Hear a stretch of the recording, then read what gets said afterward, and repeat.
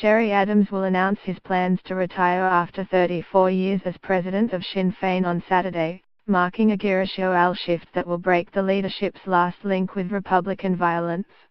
Adams will take to the stage of Dublin's RDS Conference Hall to set out an exit that some analysts say will improve Sinn Féin's electoral chances in the Irish Republic.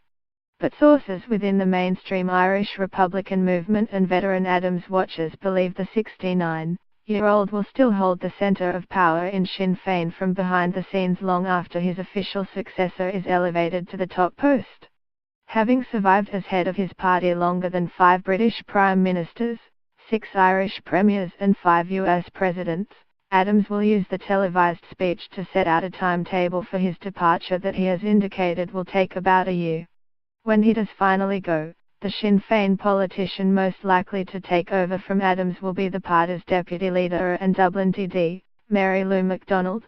With Michelle O'Neill the leader in Northern Ireland, the party once umbilically linked to the Provisional IRA, and its armed campaign will not only be led by 2 women but also by a generation with no direct involvement in the Provisional 30-year war. One veteran of the IRA's West Belfast Brigade who was once close to Adams and his family doubts that the former MP for the constituency and DD for Louth in the Irish Republic is about to relinquish his full control of the party. Gerry made Sinn Féin in his own image, the former IRA prisoner said. Whatever you think about him, he was the master strategist. He built Sinn Féin up into an efficient electoral machine. He guided the party and the movement away from war to peace. It could never have been done without him, and he knows that. He still thinks he can push them on to power in the South Irish Republic, as his final achievement. So he will be staying around, in the back room, working the controls.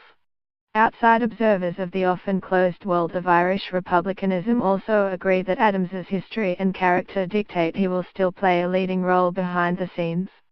Dígla Dí Breju, the author of Power Play, The Rise of Modern Sinn Féin, said, "It is hard to imagine him withdrawing entirely from political activity." He said Adams was even more likely to remain a key backroom figure following the death of his friend and closest ally during the peace process, the late Deputy First Minister of Northern Ireland Martin McGuinness. Although he has a certain popular appeal as an icon of Irish republicanism, the more controversial aspects of his past are constantly highlighted by political opponents in the Republic. On Adams's switch from Northern Ireland to the Dáil, Dí Breju noted, he has never really settled into the political scene in the Republic, and his grasp of the finer points of economic policy, for example, remains rather limited. Nor does he appear to enjoy the cut and thrust of parliamentary debate. There was speculation that Adams would use his semi-retirement to run next year for the presidency of Ireland. Last weekend, however, he ruled himself out of a contest that proved to be particularly brutal and bruising for McGuinness back in 2011.